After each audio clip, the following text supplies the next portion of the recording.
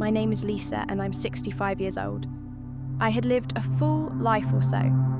I thought I had been married for over 40 years to a wonderful man, but he passed away 7 years ago. Since his death, I found myself lost in routine, doing the same things over and over, gardening in the mornings, volunteering at the local library in the afternoons, and spending my evenings with old friends exchanging stories about the past. The idea of change seemed distant to me. I had grown accustomed to the quiet and comfort of my life.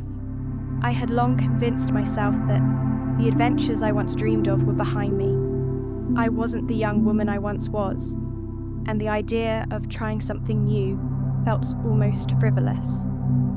But everything started to shift.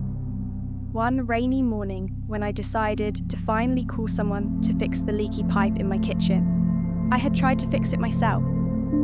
But after countless attempts, I realized I needed help. That's when I called Adam, a young plumber who had been recommended by my niece. When Adam arrived at my house, I was surprised to see how young he was. I had expected someone older, someone who had more experience with these types of things. But Adam, in his early 30s, was confident professional and had a warmth that immediately made me feel comfortable.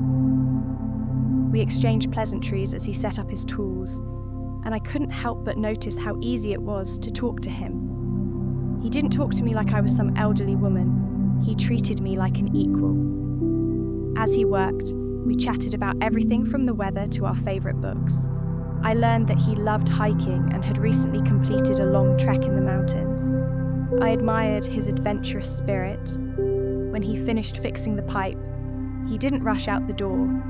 Instead, he sat down for a cup of tea and we continued talking. I hadn't realised how starved I was for conversation and connection. His presence brought a spark of life into my otherwise predictable day. Days passed and Adam kept coming by to do small repairs. Each time he came, I looked forward to our conversations. They weren't just about fixing the house anymore. We began to talk about deeper things, our dreams, the paths we had taken, and the ones we hadn't. I found myself laughing more than I had in years.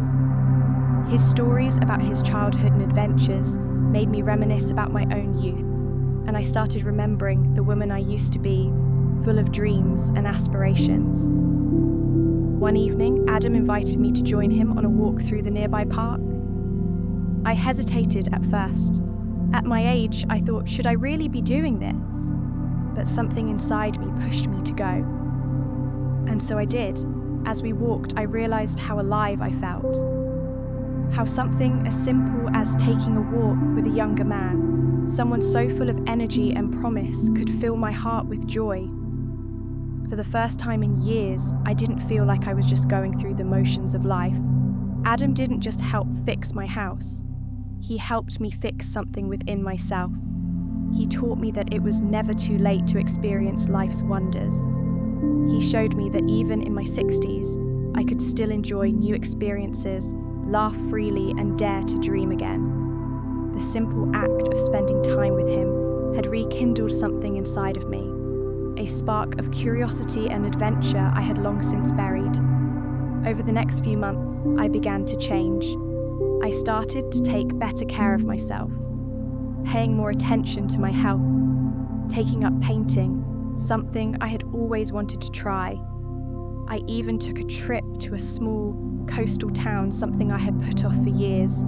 Adam would check in from time to time, sending a text or calling to see how I was doing. It was clear that even though our relationship was not romantic, his impact on my life was profound. One evening, as we sat together on my porch, watching the sunset, I realized how much my perspective had shifted.